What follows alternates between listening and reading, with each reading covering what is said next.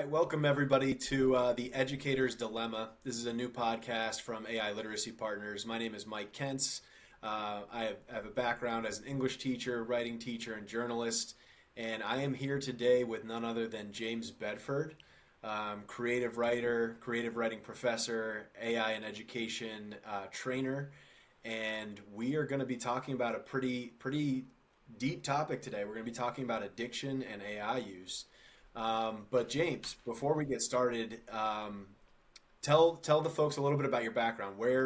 What's your not only your AI journey, but prior to working with AI, how Mm. were you sort of navigating your educational and creative writing kind of journey? Yeah, so my foray into AI has been really interesting. It started off with I was a creative writing teacher at the University of New South Wales. I sort of never left the university. Like I I had a brief stint in copywriting before I went back to do my PhD in creative writing. And that led to teaching at the university, teaching a few writing courses, and eventually getting into a teaching position once my PhD was finished. So I spent a long time in the creative writing discipline, trying to like publish my first novel and go through that sort of hoop. Um, and yeah, it led to a job at the university in teaching and something I've enjoyed doing, which then led to where I am now. So now I'm working with University of New South Wales College as an education specialist in AI, which is this sort of new role that I've seen popping up, like variations of that title. So I just find it really interesting because I'm not really a technical specialist. Like I'm a humanities student and I'm a writer, but I'm absolutely fascinated by large language models and generative AI tools and what they can do. And I've sort of become. I should stop saying I'm not a technical specialist in some ways. Like I've been saying that for a while, but I realize that people's like awareness of what these tools can do is pretty low if you're not spending, you know, or grinding to work out what they can do. And it's like a full time job really to get to grips. As you would probably like, you've probably experienced this. It's like trying to stay up to date. It's Yeah, nuts. Um, right. so yeah, that's me. Yeah. I'm becoming a technical specialist day by day. I think I should stop saying I'm Yeah. not. Yeah, no, I know what you mean. I sort of, my journey was pretty similar in the sense that I'd never thought of myself as a technical expert, but now, Right. because of the nature of how these large language models work, being a writer actually kind of makes you a little bit more of a technical expert. Hundred Yeah, no? percent. Hundred Yeah. percent. It's so interesting that as a writer, I found working with large language models becomes so much easier because you're able to, if you can instruct and use language to kind of get results. Like this is what the age we're in at the moment. Like the entry level to production now is so low. If you can write well, you can basically start a business. You can make an app. Like there's so many things you can do with good writing skills, and not only that, but I discovered working with people on developing AI tools that often the technical experts, right, as important as they often struggle to like assess or critique the outputs of these tools, right? And that's a skill you refine and develop and kind of really pursue as a writer. That ability to like look at a novel and talk about whether you agreed with its themes or whether you found it useful, or that ability to really what am I trying to say, like to critique, I think, so it's something that you hone as a writer, and it becomes really useful as someone using these tools. And that's something I'm Yep. really passionate about teaching students. Like we have to be able to critique what these outputs are, and what large language models are spitting out back at us. That's going to become, Yeah. yeah. Yeah, and just to piggyback on that, you're talking about sort of critiquing its outputs. Is it fair in your mind to talk about the fact that most outputs are very subjective in nature? And like it's you're analyzing a subjective thing where it's not so much is it right or wrong, is it useful, why is it useful, why is it not, which is really what happens when you're in a literature class or a writing class. You're not saying this essay is perfect or this novel is perfect. You're Mm. you're somewhere in the middle between one and zero, sort of non-binary. Does that resonate? Yeah, I totally. The subjectivity thing's really interesting because it made me. I often when I first started teaching creative writing, it was a first year university course, and I always wondered how my professors graded my writing. Like, it's such an odd idea to think, oh, you're going to get a mark out of 100 to, determine the quality of your, piece of fiction. Like, Yeah. how does that even work? And so I I remember it was actually ended up being my supervisor, Stephanie Bishop. She's a fantastic, like, prolific author in Australia. Has written multiple novels, award-winning author, and she she showed me this rubric that she used to grade, first year student writing, and I'm like, there's no way that works. And so we went away. She marked a bunch of, like, short stories, 1,500 word short stories. I marked the same short stories. We used the rubric. We put the grades together, came back, and then had a chat. And I kid you not, our marks were within three, like 2 to 3 range for every single story. Like, so 5 different stories. I'm like, oh wow, there's actually a method to this, like, subjectivity and this grading and this sort of, like, looking at a piece of fiction and just saying, like, okay, where is it hitting the mark, where is it missing the mark, and we can actually come to an agreement on that. So I thought that was really interesting. I don't think it always pans out as perfectly. Sometimes you'll have, like, differences, but that sort of really surprised me, it kind of made me think about, how we grade fiction. Yeah. Yeah, and so you and I we both bring that writer's mindset to the AI literacy question, or the AI writing. And I think one thing, you and I first got connected, I think, when DeepSeek came out, right? I Right. don't know if Yeah. you Yeah. remember that, right? And we were kind Yes. of talking about, like, is this a lot better of a creative writing system or model or platform than Mm. some of the other ones? And I remember, the conclusion I remember you were presenting was this seems to be better, but of course it so much depends on what you're putting in there. But I wanted to kind of take that opportunity and this sort of subjective writer's mindset. I think you and I are both interested in protecting our creativity in the context of our Yeah. AI use, right? And so that kind of feeds into what we're going to talk about today. But can you talk Mm. about why that's important to you? Yeah, let's talk about the deep sea, kind of the foray into deep sea, because Yeah. that was something that, so I tell people, it was like, that famous, like, chess match with Gary Kasparov, where he, like, the IBM Deep Blue computer beat him at chess, and he had this Deep Blue moment of, like, I've been training my entire life for this, and a computer just beat me. I had that moment with DeepSeek, right? I've always tested ChatGPT on the quality of its creative writing, because that's my subject matter expertise, and that's how I tell people to, that's how you vet these tools. Like, apply what you know to them, ask it about something that you know, and then you can see where it, hits or misses the mark. And so when DeepSeek came out and there's all this hype about it, I'm like, all right, let's see how this thing goes. Let's, put through a creative writing output. And so I put a prompt in. I gave it a theme. I set it to write, like, publishable fiction, that sort of thing. It was actually a theme that I'd tried writing myself and had explored myself. So I'd kind of gone through multiple avenues of, like, what that story could look like. And the story was about a graffiti artist that's having a midlife crisis.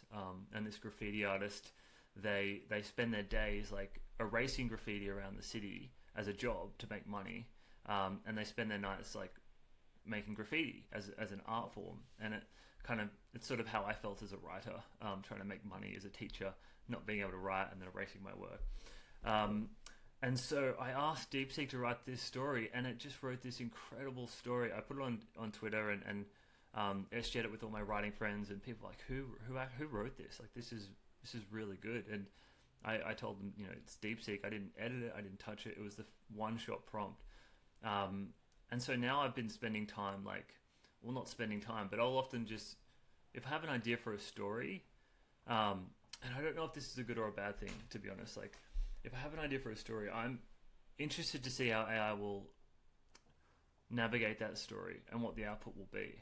And I enjoy reading the fiction that DeepSeek writes, like, which sounds weird to say. Like, I have been moved by, like, a language model's attempt to write.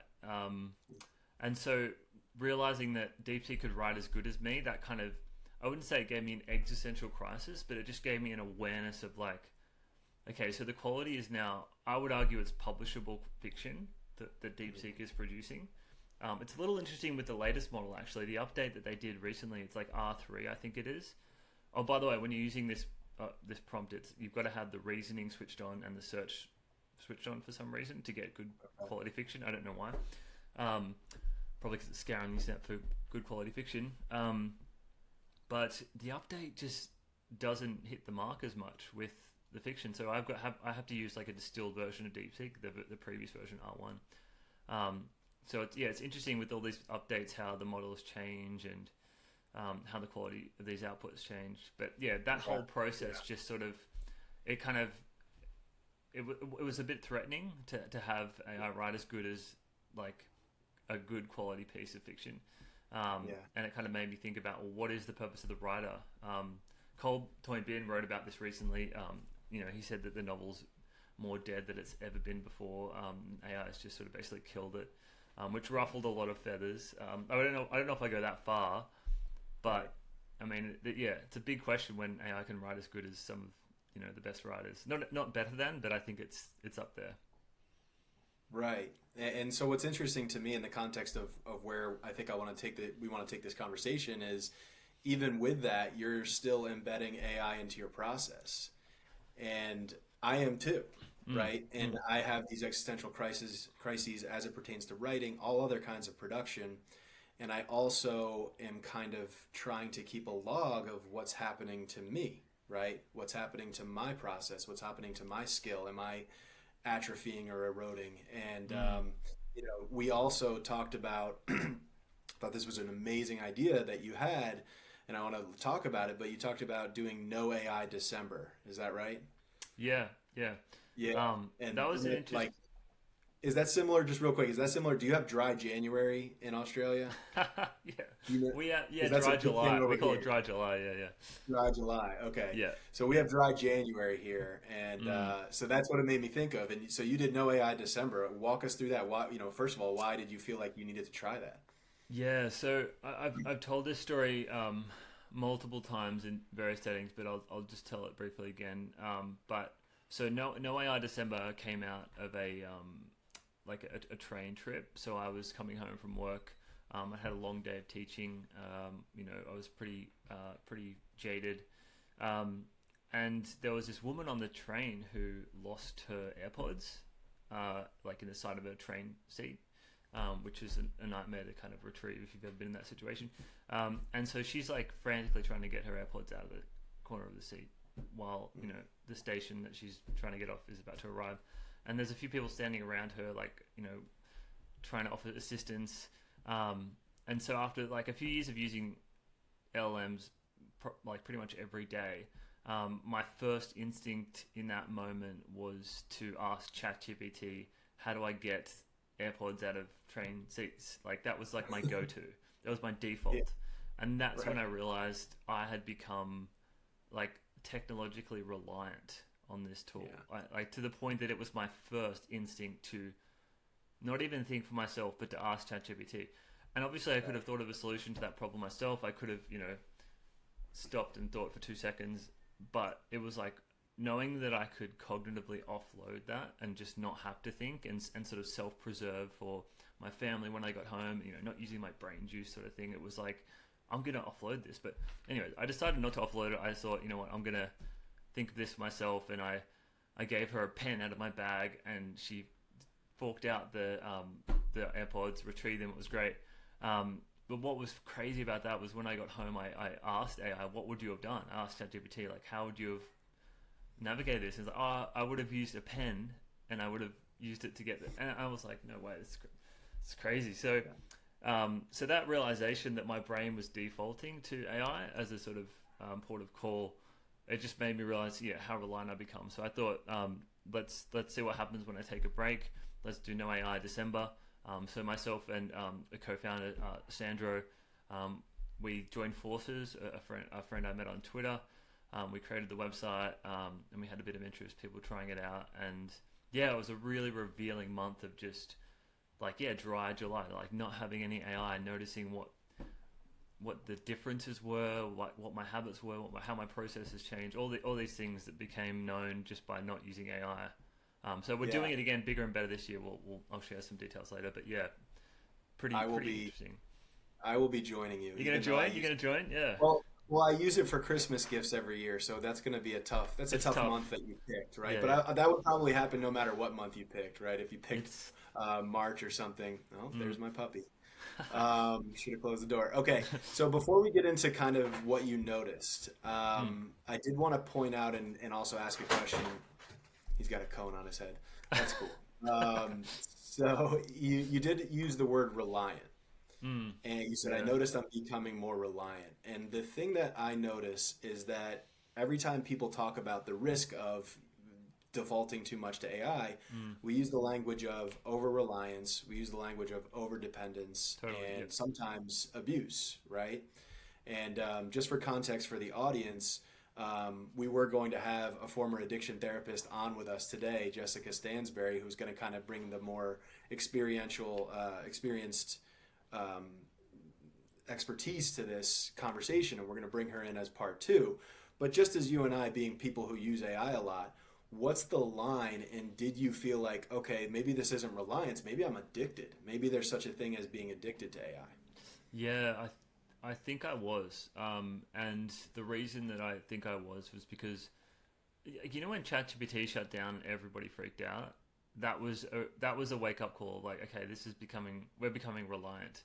Yeah, You know, if you don't use it, you lose it, as the right, old saying goes. So if we're becoming so used to going to something for a certain output to do a part of our job or to do a part of our daily routine, we're going to look for that, and it's going to atrophy the skills that we would usually use to do that thing. right. So when I stopped using AI for the month, what I noticed was that my reliance was very evident, because I guess it was like the clarity.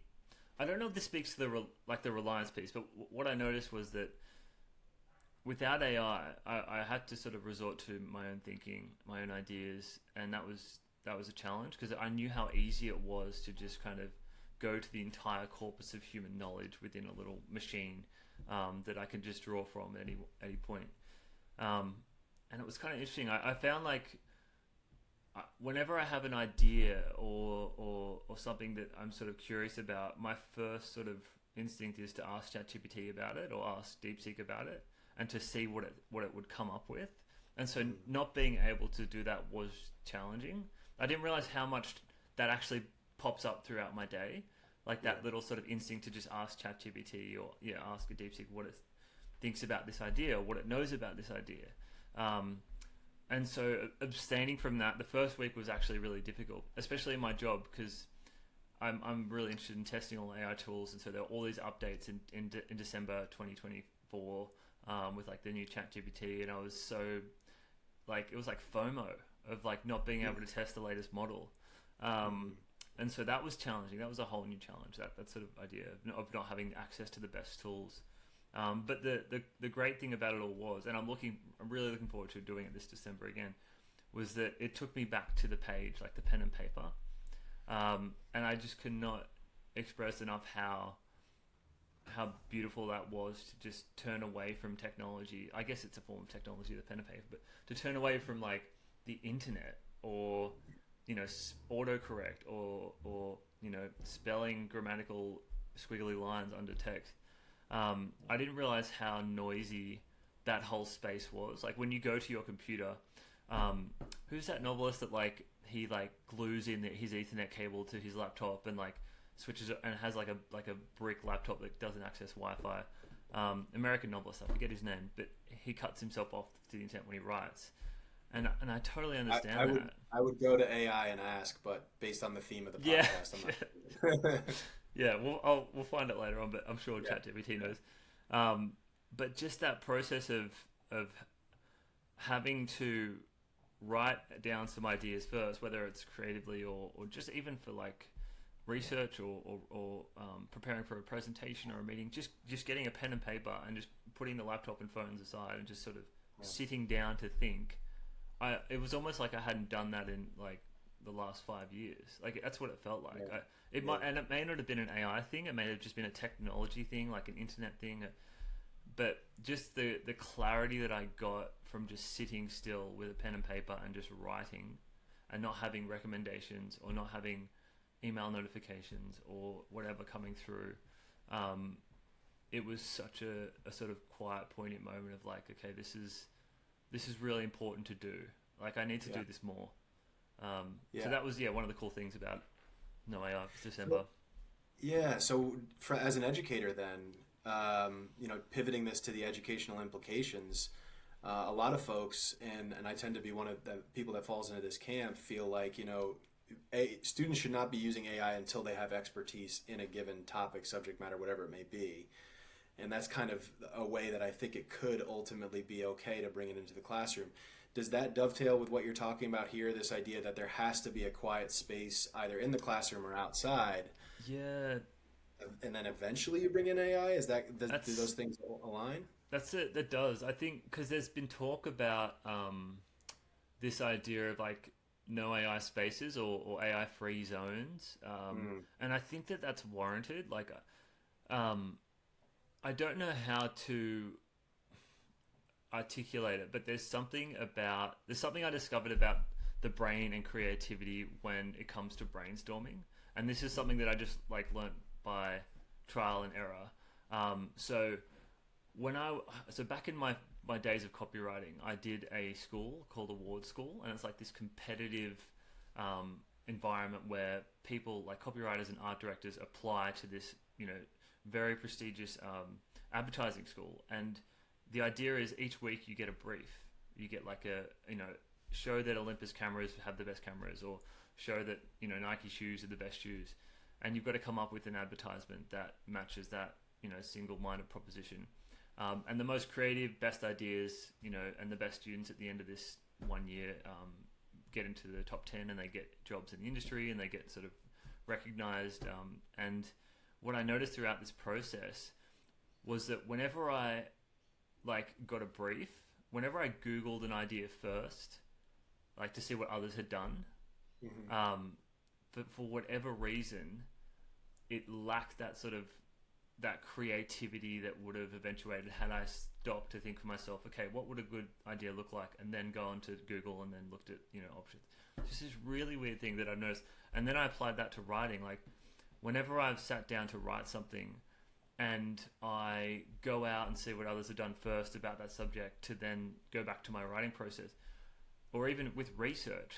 Like if I want to write a research paper and then I go and see what others have done first, and then I come back to them, we sort of have that corpus of knowledge like bubbling up inside of us anyway, but there's just something about standing still for a moment and like thinking where do you sit with it, what do you think you should do, and then going to the AI, or then going to the external resource.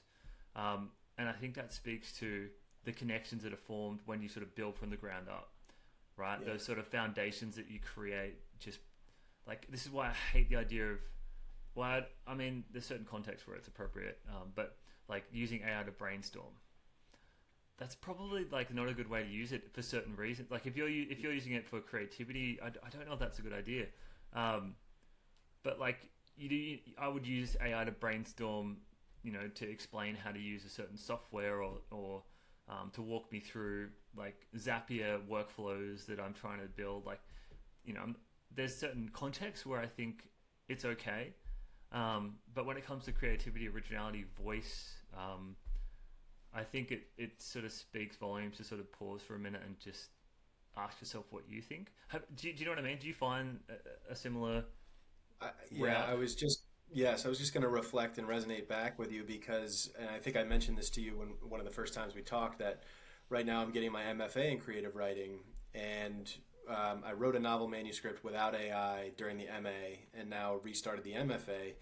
And what I decided to do was research AI's impact on the creativity process, the creative process.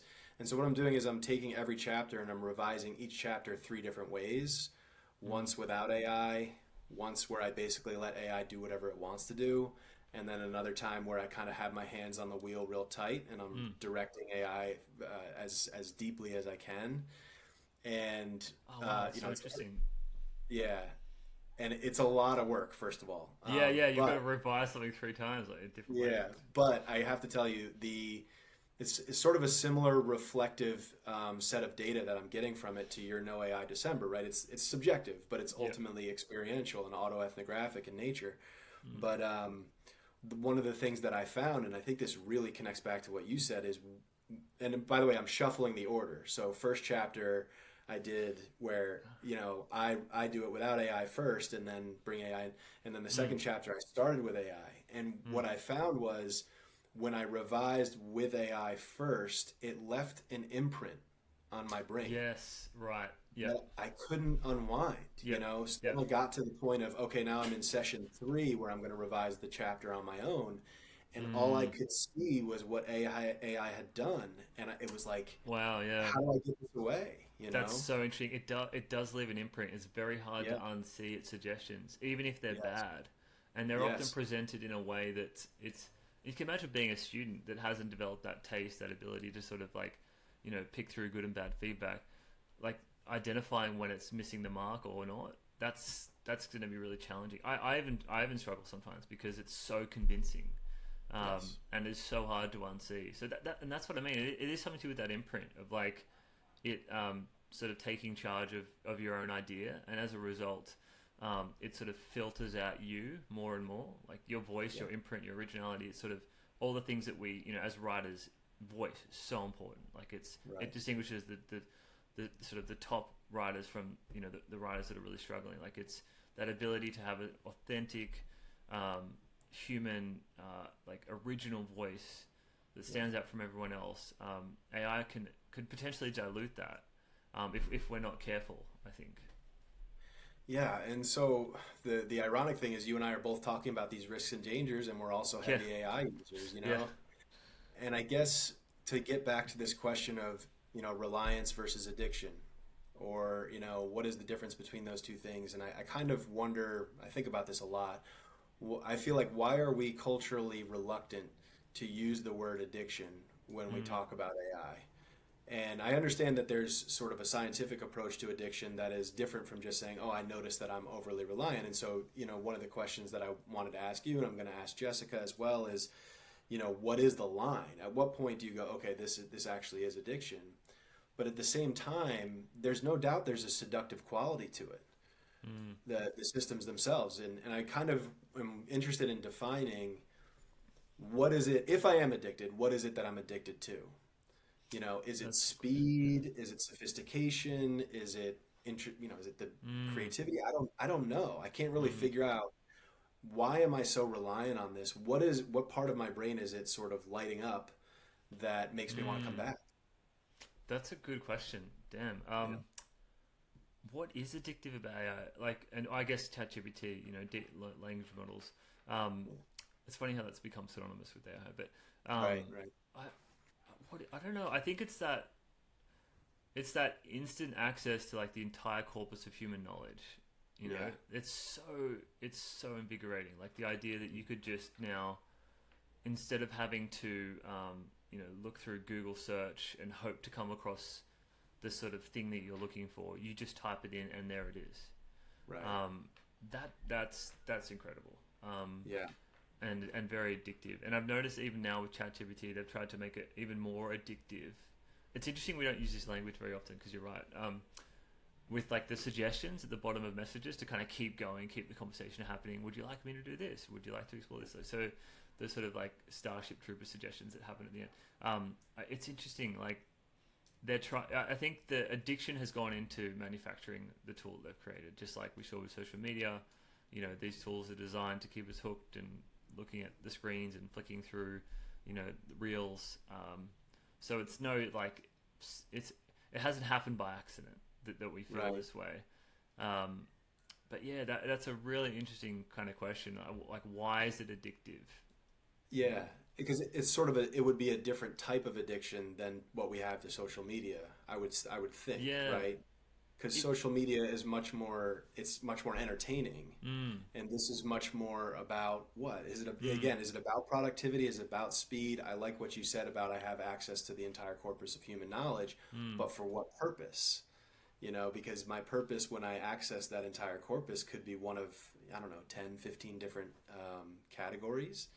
Yeah. um, I think it's one of my colleagues once made this point about like AI is really good at making us look good, right? ah Like okay. it sort of Yep. touches on that. I think like like people that use it for like writing posts, you know, for LinkedIn and stuff, and like generating content and then and claiming that they wrote it. Like that sort of that idea, I think, is of like it's almost like a photo filter in a way Mm. of putting our best version forward. Perhaps that's what's addictive about it. You know, I'm improving myself, which is going to lead to better outcomes and better opportunities. I don't know. Yeah. I'm just it's very Right. interesting. We're just spitballing here, Yeah, right? To the audience, no neither scientific evidence we to are not back. counselors, we are not psychologists. We will bring in some people to talk about that. But Yeah, again, the No AI December is what I think kicks this off. And one of the sort of follow up questions, and you sort of alluded to this, but is it fair to say that that first week, would you say that maybe you were experiencing withdrawal? yeah. So definitely, like unequivocally, the withdrawal was known like in the first few days, particularly because like for my job, I knew I could easily outsource things and you know do work that I needed to do manually. I could just automatically have it generated and basically do that job, parts of that job. So that was it was challenging to like not be able to do that and have to do things the old way. Um, so that sucked. And then I think it was the first week that was the hardest. But what was funny was that the biggest challenge for me was going back to that not being able to ask ChatGPT like when I had an idea or when I wanted to that. It is almost a dopamine hit of information, right? Like it's that specific thing that you're looking for, um, and often it's very hard to trawl through that on the internet. Like we grew up with the internet that was what started off as like a jungle of like discovery where, you know, there wasn't an algorithm really to cater to what you were interested in seeing. It was just, you know, everything just was on the internet and you would stumble across random websites and friends would tell you, you know, oh, check out, you know, Newgrounds or whatever, you know, random stick death or whatever websites you'd go to. Um, and all of a sudden it's like, yeah, this is great. This feels like discovery. But now the internet became like, you know, an algorithm that catered to our individual, you know, interests, Yeah, and it lost that discovery element. yeah, And it was sort of like a dopamine hit every time using it. But then it became problematic. Like Google search stopped sort of working. Like, you right. know, have you ever tried to find like a recipe on Google? It's Impossible. you go Yeah. through like 12 different websites, you know, ads, sponsored advertisements, and then someone's life story, and then finally the ingredients and how to cook it. You go to ChatGPT and it's like, I want to make a lasagna. Here's the ingredients. Here's how to do it. Like no ads, just text, Yeah. just beautiful UI, no mess, no noise, just beautiful text, and answer and direct answers. Right. So I wonder if that will ever go south. Like you probably heard of like the again, this is going back to my copywriter days. The idea of SEO, so like Hmm. gaming your Google search so that you know your website would pop up in someone's search history by including certain words and phrases. Well, people have found a way to do that with large language models, and that's become like a way of getting your business to come up in the ChatGPT search. So I feel like if that happens, it ruins the productivity and the value of these models that we're using, you know, to Yes. get Yeah. information. Like, why would I want to use it if I'm seeing ads or I'm seeing what it wants me to see? Which, to be honest, we're probably already seeing what it wants us to see, or whoever Right. the owners of these products are want us to see. Right. Um, so it is, yeah. I wonder if it will, I wonder if this is like the golden age of LLMs. Like we had the golden age of the internet, where it felt like a great place of discovery, and now it's sort of like this mess. Google's horrible. I wonder if that will happen to LLMs. What a tragedy that would be, you know? Yeah, to me, I mean, it's a little bit of a strong opinion, but it's to me, it seems very likely. You know, it'd be Mm, hard not to see it end up moving in that direction. But one thing, an analogy that popped into my mind, you talked about the companies essentially kind of controlling what we see to a certain extent. And as I think about it, you know, addictive products of the past. So, for example, cigarettes. And you think about the propaganda and the marketing.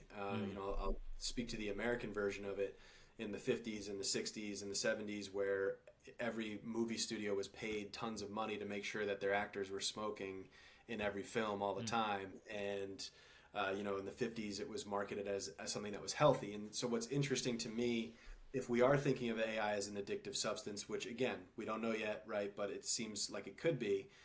In the case of cigarettes, they're separate. The propaganda and the product are separate, right? I have to go buy the cigarettes, but I see it on TV all the time. And what you just described is that the product and the propaganda are one and the same. Yeah, do you know, it makes me think of. Did you see that ad recently for the Meta Ray Bans that they've got like what's it, the Chris Hemsworth and Yeah, like in a Chris museum or Pratt, something like that. yeah, wearing these Meta Ray Bans, you know, looking all cool and stylish. It's interesting how it's marketed now to sort of be like sexy or sophisticated or you know, insert word here. That's something that I hadn't seen like that sort of technology, like a space to try to kind of influence, like the Yeah, sort of the fashion world and it. Yeah, the way that AI is just being integrated into absolutely everything at the moment, it's mind boggling. But it's definitely we are the products, we are the guinea pigs. yep, You know, and it's funny. Like I'm we sound like. And this often happens. I'm sounding very negative right now about AI right, right, tools, right, right? right. Yeah, And I was at a conference recently where the same thing happened. You know, Edutech Australia, very negative, a lot of doom and gloom about AI. But like ultimately, I'm using it every day, and I see so much value from it. Like I think it's an incredible tool. yeah, I'm so excited about the you know the potential here for learning, for education. Um, you know, ultimately, I think this can pan out well. There's a lot of dangers, and it's good to kind of talk about them and cover you know the fears that we have about it, AI and where it's going. But I if I thought it was as bad as it was, I wouldn't be using it. right. Like I think that there's dangers, like with phone use, that you know with video games or whatever. Like too much anything, it's not going to be good. But I think it's about having these conversations to sort of go, okay, here's where we should be cautious.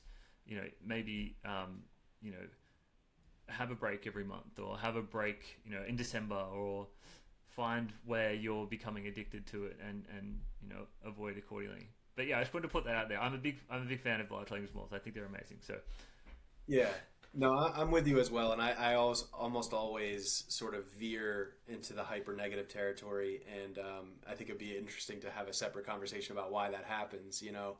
But always the other happens. thing, yeah, exactly. But the other point that you made the point about moderation, and I think you can draw a lot of analogies to things that we get addicted to. You just talked about video games and phones. Of course, you can have a phone and not be addicted to it and get the benefits from it. Mm, And you can even go over into the pharmaceutical territory and talk about how there are illegal drugs, there are portions of illegal drugs that are in our medications, and we understand that at a certain level it's actually quite helpful, but mm, there's a risk. You think about painkillers, for example, they relieve an immense amount of pain for people post surgery, but we had to go through a pretty painful period to fully understand and to recognize as a culture that this is a serious risk. And I guess that's where this question for me comes from, is like, when's it, again, if it is addictive, like what's going to be the breaking point where we get that full picture and we mm, understand what's the dosage, right? What's the mm, dosage level that we should be having?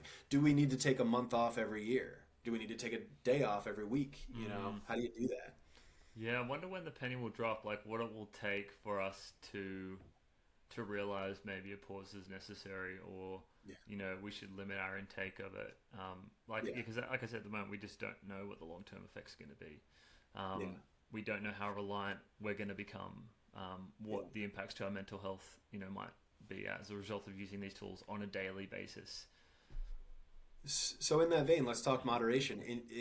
So now you're an education specialist, but it wasn't long ago that you were teaching classes regularly, right? Mm, mm. What would be the moderate level that you would give to students? How much, when, and of course that's a very complex question, so I know you can't answer the whole thing, but like, what would be the model that you would sort of be a proponent of? Yeah, that's a I think it's up to the individual. Obviously that's a cop out answer, but it's I mean, it's hard to talk to We'll do students. a creative writing class. Yeah, so it's interesting with first year creative writing students. Often they're very you'll find I don't know what it's like in the US, but so in Australia, there is this. We are the most skeptical nation on the planet, aside from I think it's New Zealand, when it comes to AI integration or AI tools. Right? There was a study that was done recently, and that makes itself known. Like students are often, and this isn't super common, but students will sort of choose not to use AI for ethical reasons. Now, I work a lot with the National Institute of Dramatic Arts, which is NIDA, which is a really big like acting school and writing school, and I've done a lot of AI workshops there. And what's really interesting is that a lot of the students there are using AI really in nuanced ways for creativity, and you know, I just think that that's fascinating because you wouldn't, if you read the headlines, if you looked at what was on Twitter, the conversations happening, maybe even on LinkedIn, you wouldn't think that the students are, you know, using these tools in nuanced ways at all. You think everyone's just using it to cheat. So I think I'm avoiding answering your question about moderating, Yeah. because I don't know No, if no. I don't know if I have an answer to like how much you should use it or how much you shouldn't. But I do like the idea of just stopping, like for a month at the end of the year and just pausing. Yeah. You know, obviously you wouldn't want to use it at all times with Meta Ray Bans on as a daily kind of 24 hour like that Or sounds horrible. or a chip in your brain, A right? chip in your brain, which yeah, look, I mean, that's probably not that far off, right? Like where Mhm. it's almost like our phones are attached to us right at the Yeah. moment. Like most people sleep next to their phones. Yeah. I'm guilty of that myself. So how close are we just to putting that chip in our brain? Like, it may not be that Uh, far off. yeah. Would you put a chip in your brain? Not today, not tomorrow. But I never say never. If there's enough other people doing it and there's some science out there indicating that it's safe, maybe, Mm-mm. maybe, you know. That's a good answer. But probably not. I would be one of the late adopters on that one, which is Mm. weird because I was a quote unquote early adopter for Yes. AI, There's something right? about that not being able to take it out or switch it off, isn't there? That's very invasive, very kind of. But again, this may all change. Like it may be that yeah, Right. it's proven to be safe and everyone has one. You can imagine what would happen if everyone else had one and you didn't. What a It'd be, like how restrictive that would be. Um, I think that's probably for people who don't use Gen AI right now. They probably yes, feel that way, right? They're like, oh, they don't necessarily know, but then they kind of pick up on it and they're like, oh, I yeah, guess I got to now, you right? get that so much. Like I talk to a lot of educators who are like, how do I use AI like in my classroom, and they don't even know what AI they're talking about or what they want to do. All they know is they just want to use AI Right. in the classroom, and so there is that FOMO that steps in. There is that kind of I have to be using this because everyone else is, which I don't know. It may or may not be true. Yeah. Who knows? Yeah. I hear you. Okay. So to sort of close this out, there's probably two questions I have. Okay. So it sounds like as it pertains to the reliance and the dependence issue, you're advocating for a month at the end of the year. That's kind of your way of sort of developing metacognition around it. But other than that, you feel like people should explore and just sort of understand that there is maybe a dependence behind it, possibly. Yeah, I think so. The month at the end of the year, just to me, really sits well. But also something I do myself. I don't do it all the time, but I'm trying to do it more and more. Is that initial brainstorming with the pen and paper, Okay. right? I Yeah. think that's where I think we can see a lot more benefits to using AI. There was that study which we haven't really touched on. I didn't read all of it. It's 200 pages long and a lot of interviews, and I'm not a neuroscientist. But that MIT paper that everyone's pretended to read on LinkedIn and Right. um, so that study about like brainstorming and what it does, what was interesting was that it found that people that brainstormed on their own without AI assistance and then later used AI tools to support that saw cognitive benefits, right? So I think, and that resonates with me. I mean, at the end of that study, there was like only 9 participants or something, so it's very, the methodology Right. is a bit flawed. But I do think that idea resonates, like that idea of stopping to think for yourself first, um, and then going to the AI. Like it's sort of like, and we've seen this before. Like we saw this before AI. Like I would often tell my students, like before you dive into the ocean of knowledge, or when it comes to like doing research or writing a novel or writing a book, you want to kind of create a life raft. You want to create, a sort of something that you hold true, like an idea that you're wanting to explore, a question you're trying to answer, right? And then you go in and then you dive in. Then you start reading. Otherwise, you're just going to sway to and fro with everything that you're going to be convinced by everything. I think it's like that. It's that imprint that AI leaves. If you don't have that life raft to hold on to, that idea that you form, that belief that you have, you're just going to be swayed by what it suggests instantly, and then go down that route that may not be, a part of who you are, or might not actually resonate with you. It's just convincing. Yeah, and there's a really relevant data point to put out there. I don't know if you saw the Harvard Business Review's survey study of how people are using AI. Yes, yeah.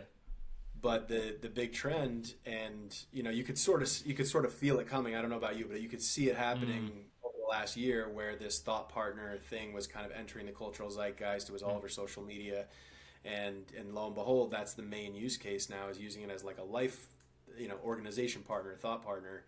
And the way I just want to throw this out there is, I also am very interested in reframing that part of the relationship and saying, I don't think, a thought partner is still a crutch. You know, a thought partner is still a crutch. Perhaps it's better to think about AI as a sparring partner. Mm.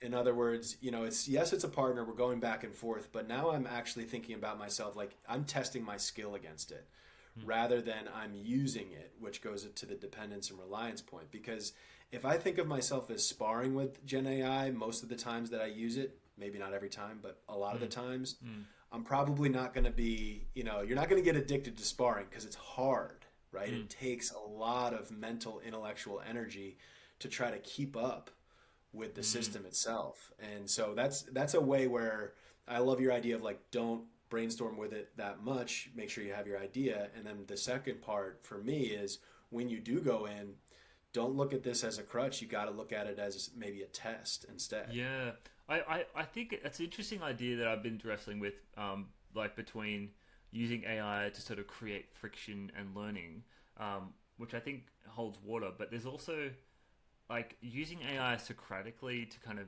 draw ideas out of me. It's not how I actually use it. Like I find I just want explicit instruction, explicit information. Like just tell me the answer. Like, and that might be a sort of maybe to my own detriment, but when I've tried using AI Socratically, I do kind of, it's not a daily thing for me. Like, I don't know. How do you find, like, when I'd be interested to know a bit more about your sparring process. Like, what would that look like? Like, if you were sparring with For me, ChatGPT. for me, or for my students? For you, if you don't mind Sure. So sharing. Yeah. yeah, no, not at all. Not at all. What I try to do, and it is tiring. Like you made the point, like you want to do the Socratic questioning thing, but it's tiring. Oftentimes, if I have an idea, I throw the idea in, and I say, don't do anything, just ask me a bunch of questions about this idea. Sometimes I'll say, ask me questions so that you, Claude or whoever, or whatever, can understand the situation better, or ask me questions so I can understand it better. And so And do you find then, that helps you develop? amazing, Yeah, right. Interesting. amazing. I Yep. mean, because there's points of clarity that either felt obvious to me, Mm, or they didn't surface. They're living in my subconscious and they're not mm, at the front of my brain. I didn't put them in the initial prompt because I just wasn't thinking that hard. mm, And so when it asks me these 10 questions, I'm like, oh, wow, look at that. And sometimes I end up not using AI after that, because I'm like, oh, I need to step away. Those are really interesting questions. I'll answer them and see what it says next. Don't get me wrong. And then what ends up happening, I also find the outputs. If I do keep working with it and I say, okay, now draft this or make this, it also improves the outputs to use it in that way, where I'm mm. saying, you test me first, push me and ask me questions. All right. I might have to try some sparring with the Yeah. ChatGPT a bit more. Yeah. That sounds really cool. Um, Yeah. Yeah. nice. Yeah. All right. Well, so we're getting close to the end of our time here. James, a couple of things. Number one, can you tell people how to get involved in No AI December this year? And then also, are there any other things that you want to share about your work? I know you've worked with, what, 5,000 plus educators over the last couple of years. Yeah, according to my What else? spreadsheet. Yeah. How else can people keep track with your work? Yeah, so I post a lot on LinkedIn and Twitter. I've moved a bit more over to LinkedIn lately than Twitter, but or X rather, and then occasionally Blue Sky. But yeah, for this year, No AI December, we're relaunching the website and we're going to do a big study on those that participate. So there'll be more information like coming out later in the year, but we're really interested to draw from that collective experience of like abstaining from AI if you're a heavy user and sort of putting that together as a kind of research study. So that would be a great opportunity. But people are more than welcome to participate. The website is getting an update soon, so it should look much better than it currently does. We literally spent like 20 minutes making it, so and AI did most of it. So, yeah, great initiative. I'm looking forward to it personally. I've done it before. I can vouch for it. Hopefully you'll be on board. Except for the Christmas gift ideas, which maybe we can let you go off the hook on that one. I'm gonna do them in November. Don't worry. Yeah, yeah. That's it for me. I think that's yeah. Well, I think that, I mean, I love the idea of doing the study as well. I definitely Mm, want to be a part of it myself. I think that is going to produce incredible data. mm. Like people's reflections will be so, so valuable. So it's awesome that you're doing it, and I really appreciate it. Thank you so much for coming on, James. This was a really fun conversation, and I appreciate it. And I hope we can talk again soon. Thanks, Mike. Appreciate it. Yeah. All right. Thank you, everybody. Thanks for watching this episode of The Educator's Dilemma from AI Literacy Partners. If you found it valuable, please don't forget to hit that like button, hit the subscribe button, share it with your friends and colleagues because we are all learning our way through this. And we are better when we do it together. So thanks again, and we'll see you next time.